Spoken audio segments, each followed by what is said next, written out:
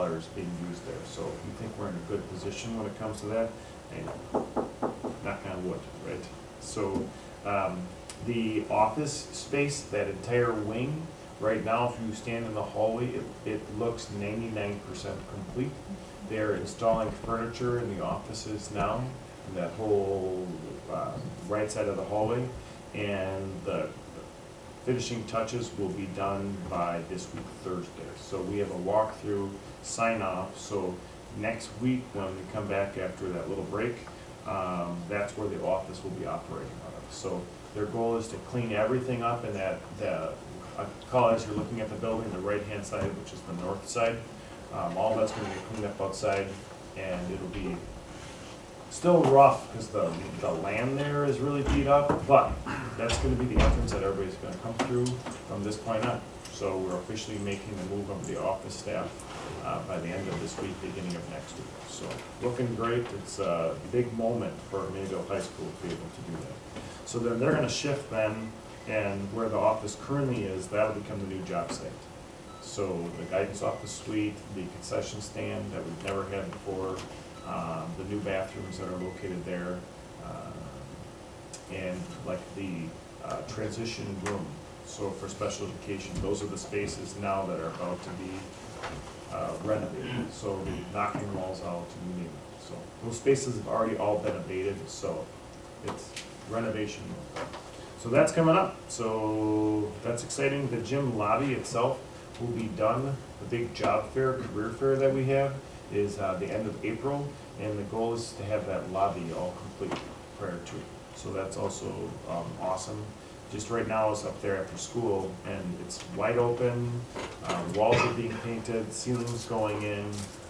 It's great. We have a meeting on Thursday about the mural that's gonna go inside when you first walk in, so we'll share that with you before it's done. So that's cool. Next week, Thursday, as far as something that I'm up to, I'll be outside cleaning with the Rotary. So it's the Gold Star Cleanup Rotary event next week, Thursday. There are many events, so if you look at what's happening with the school and athletics, like there's tons of things that are happening. And what's nice this time of year, I appreciate it, happened right after school. So versus something starting at 8 o'clock at night, you can go enjoy outside, catch some sun, and catch all these different events. So this week's very busy with all the events. So May 3rd is the PAC meeting, the legislative breakfast. Ryan's gonna actually refer to some of the things that we've been hearing at a state level regarding school funding in his report coming up here. So I'll leave it to that. And we've got break, so break April 19th through the 22nd. Next board meeting is May 6th, and that'll have lots of stuff on it, so that'll be a very busy board meeting too. All right, thanks, Scott. Becky? You know, not a lot going on right now at Parkview. I'd say it's pretty quiet around there. My excitement though is in a few weeks I will be bringing forward to you guys my summer school information and summer school contracts. But in the first time in all of the years I've been doing summer school, I will tell you I'm already fully staffed for summer school, with a waiting line of about 3 people who would love to be part of summer school. So that is an excitement from my end as we look to get summer school rolling. We'll start registration for summer school the Tuesday we come back from Easter. So next Tuesday, our window opens up for registering for summer school all the way through the 10th of May. High school classes are set to run as well, so we'll have some high school summer school classes as we have in the past. The one caveat will be the high school gym class will have to be taught partly at Parkview and partly in the high school fitness center, because the high school gym will not be accessible at all during summer school time, and we have the middle school gym in use throughout summer school. Yeah, it's HVAC, electrical updates, that kind of stuff. So people won't see the update, but it's all things behind the scenes for the gym, but it has to be. Summer school starts on the 17th of June and goes until July 12th. What's the last date for register for that? May 10th. May 10th. Yep.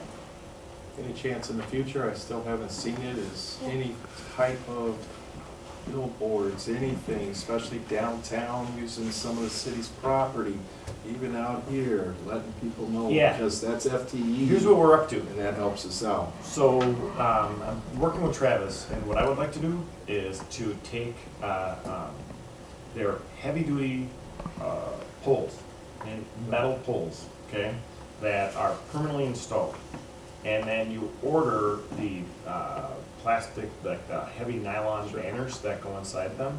So as you drive by, wham, here we go. So there's a model of them in Oconomowoc that we're working on. And so we found out these poles are custom made by the owner. So we're gonna build them. So we're gonna build them this summer. But one of the things, I wanna put them on district property because the signs are pretty inexpensive now to print.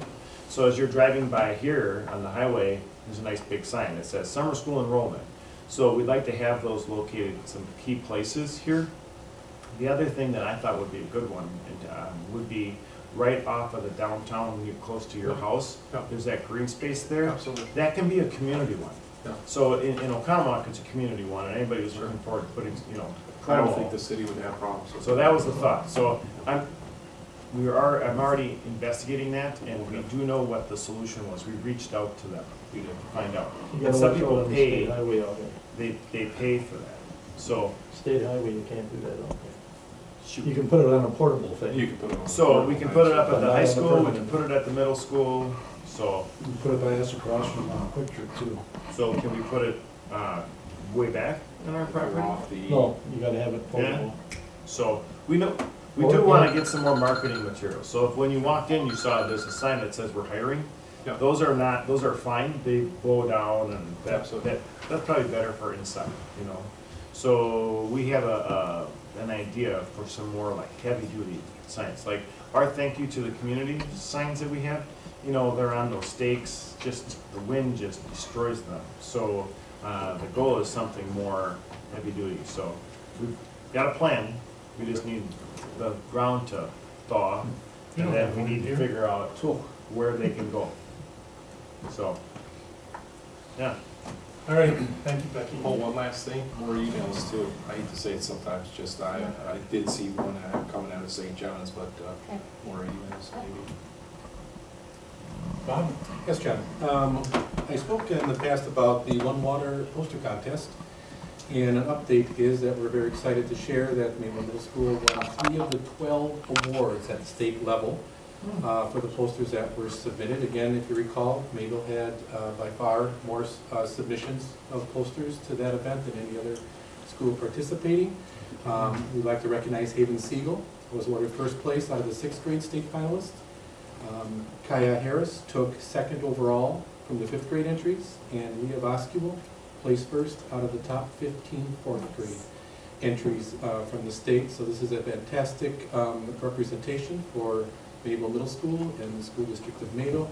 First place winners will be awarded $100. Second place winners will be awarded $50. Congratulations to all who participated and those who have won awards. The state coordinator for this event is going to try to visit Mayville Middle School to hand out and deliver their checks in the future. He was quite impressed with all of Mayville's art poster entries. Can you share the winners, like the actual posters? Do we have? Yeah, I can get those. I don't have access now, but I will have access tomorrow with Sam and to the board. Thank you. We had our literacy night at Mayville Middle School last week, and we thought it was a very huge success. Our halls were full of students and families, and we received a lot of positive feedback. I'll share one parent feedback in a moment. Our halls, I said that already. Thanks go out to our community partners, the Mayville Public Library, the Read Dogs are in our building, and also Open Door. And also we want to thank Nikki and our food service team. They were able to provide a dinner for the event at no cost to all who attended. Unfortunately, it wasn't spaghetti, which I announced over the PA. So somehow the menu was changed, and I didn't know, so I kind of felt embarrassed the rest of the night, but that's okay. I'd like to send out a big thank you to our 4th grade staff. They did something they did last year in it was called their wax museum. And so their students picked a historical person, and they dressed up as that person, did some research on their life, and they stood still until someone came up to them. And then they would start to talk about what their contributions were, who they were, and other details about them. So we were very excited to see the 4th grade, and that was a big draw that evening. We did, I'm going to talk about the one email that we received. We'd like to send out a big thank you to the Mayville Middle School. It may be something that us parents take for granted. Of course, we have a tribe that helps support our child, and all grandmas and grandpas and some aunts were there to watch as well. Each of them enjoyed not only listening to the presentations by our student, but also by other kids.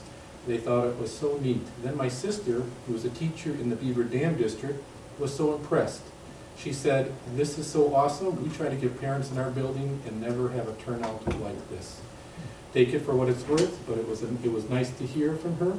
And again, thank you for helping those learners from form into young adults through books and play. So that was kind of some of the positive feedback we received, and we are very appreciative of that feedback, as well as any feedback that helps direct us in doing our jobs better for students. Very good. I got a couple more things, Okay, sorry. sure. I just thought that was a climatic end, so I just...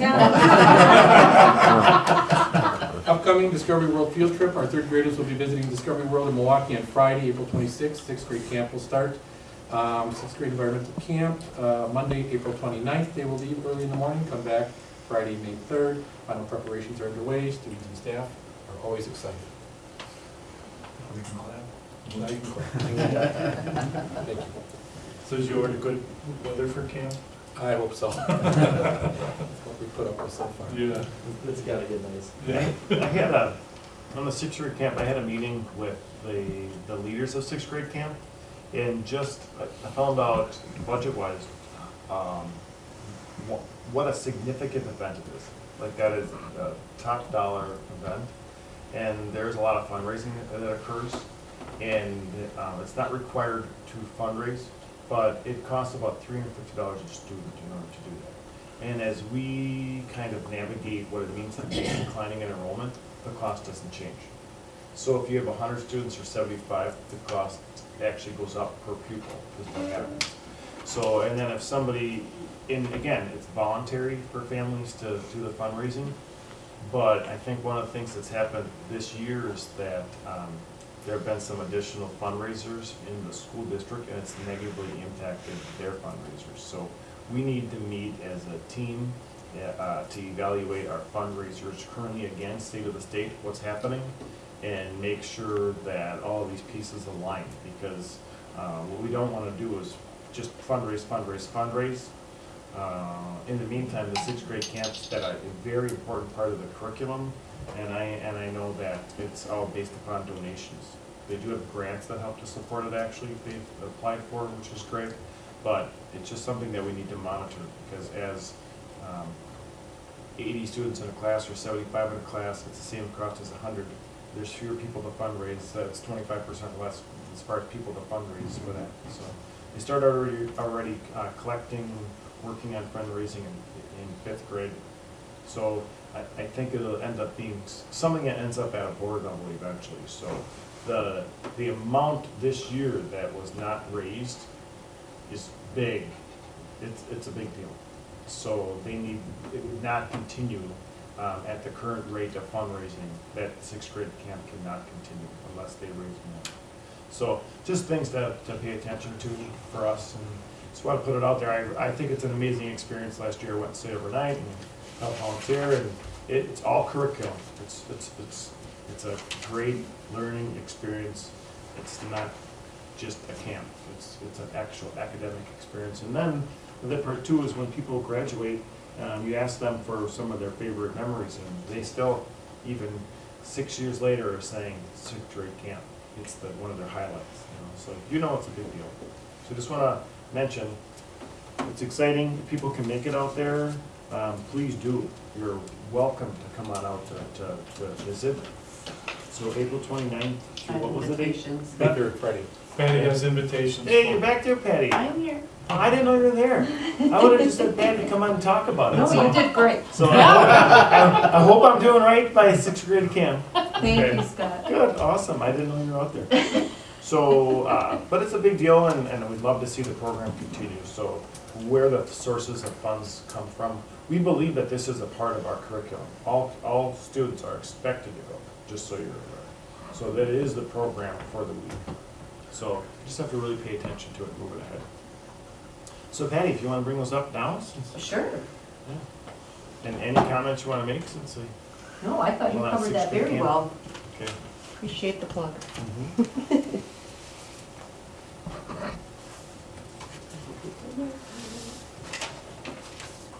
too.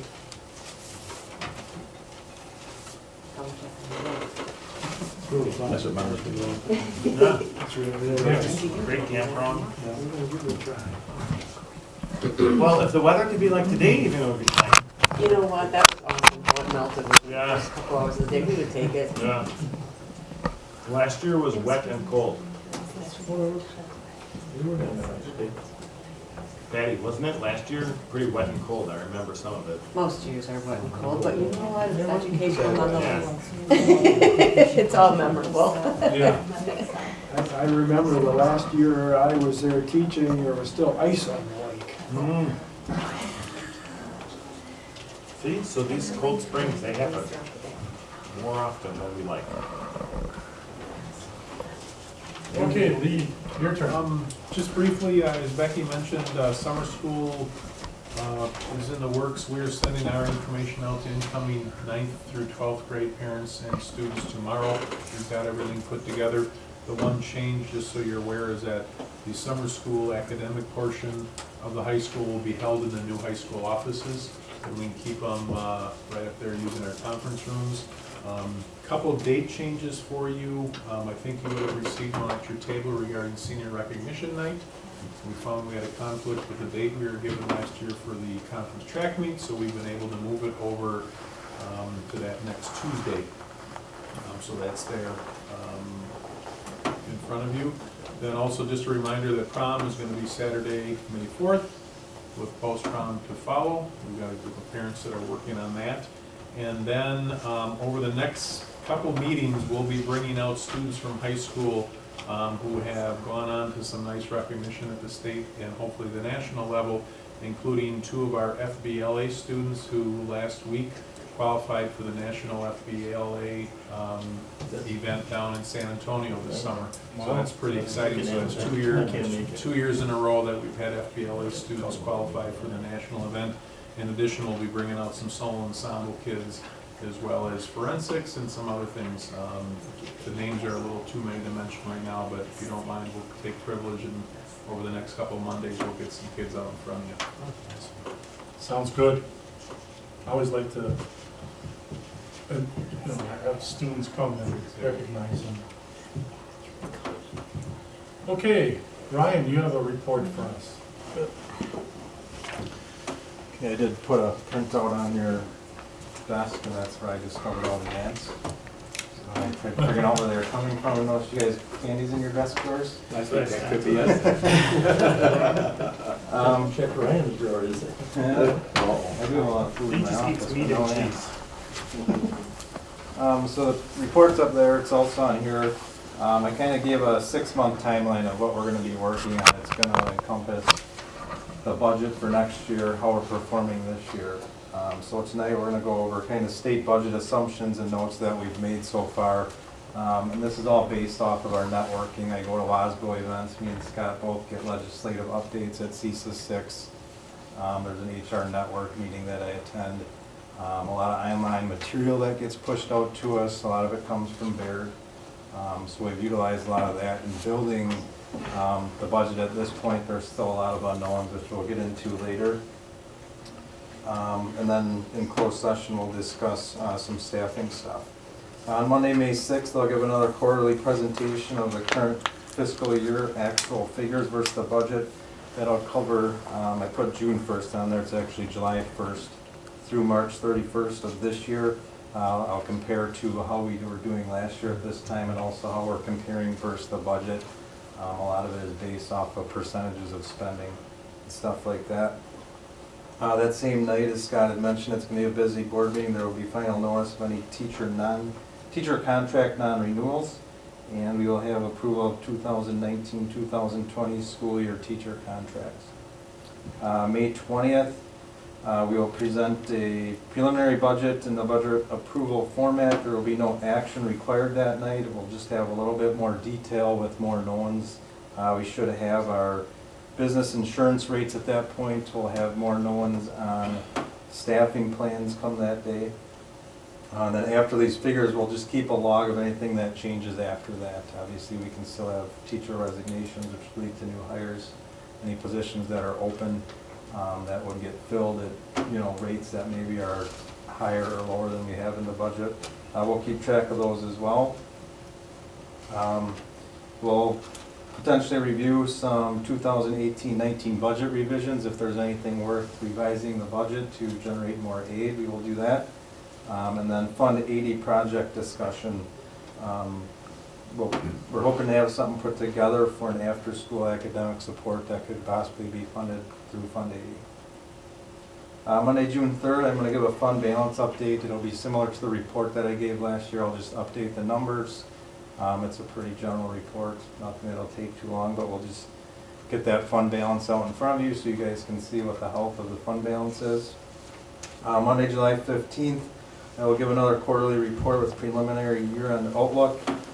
The plan is to have the auditors here the first week of August, so hopefully on August 12th we will potentially have a presentation of the final year-end figures from our auditors. So we'll know how we performed this year versus the budget and how the fund balance would look going into the next school year. And then Monday, September 2nd, we'll go back through and do another presentation of a preliminary budget. That by that point we'll really have locked in our teaching staff if anybody comes and goes between June and that time. Again, no action will be taken. We really won't know what the final budget looks like literally until mid to late October from everything that we're hearing. But we'll just continue to update you with where we're at. So that's the timeline for the next 6 months. The second page of the report, this is really a lot of the notes and assumptions that we've gathered from CISA 6 and WASBO. So the notes at the top on the from CISA 6 on Governor Evers' proposed budget. A lot of this stuff is coming from Ted Knightsky at CISA 6, who gives us a lot of these legislative updates. Some of them are word for word. I just thought they would be nice things to share. When the budget originally came out, it was really viewed as an aggressive national platform. It was really heavy in going after what they wanted for education. It wasn't really holding back, so it was really aimed at a national platform. It does contain lots of the Blue Ribbon Commission suggestions in there. It really is a what they want document, but it doesn't really cover how they plan to fund it at this point, or at least when he put it out there. It's designated to benefit Milwaukee schools the most. A lot of the poverty that sits down there. There are a lot of good ideas in the budget in terms of school items, but funding increase is also up against a lot of other good and needed items like roads. Most of it is unlikely to happen. 2/3 funding is not realistic. And then Ted had mentioned that choice will kind of distract from the budget because there's some voucher stuff in there, and a lot of the lobbyists will get in there and talk to people that they support, and it might really draw some of the conversations away from the other parts of the budget. And he did say, this was probably 6 or 8 weeks ago, that in October final approval is likely. Me and Scott did ask him again about a month ago, and he said it's still probably looking like this is going to be a mid-late October thing. Yeah, and the article's out there saying like nobody's talking. Yeah, that's correct. So the bottom section is really the assumptions that we're kind of going off of. I filled in for Scott at one of the Friday sessions that they had at CISA 6 and sat at a table with Luther Olson, some other superintendents, and kind of got some good feedback on this is safe to kind of build into your budget. And right now we kind of have a safe budget built. It's because we just don't know. So some of the things that and some of this stuff comes from Baird as well. So the per pupil categorical aid is likely to remain at $654. It's gradually climbed up there the last 3 years. It was set to go down to $630 this year. It's likely to stay at $654. It's a modest increase, but it's a little bit. The revenue limit adjustment of $200 per member is on the revenue limit worksheet and not attached to the per pupil categorical aid. We will lose some hold harmless and would benefit greatly if it was attached to the per pupil count. So if you want to pick up a phone call and call a legislator and tell them that we need it as a headcount thing and not necessarily on this revenue limit. It's really, it's hurting us by about $135,000 it takes away from Old Harvest.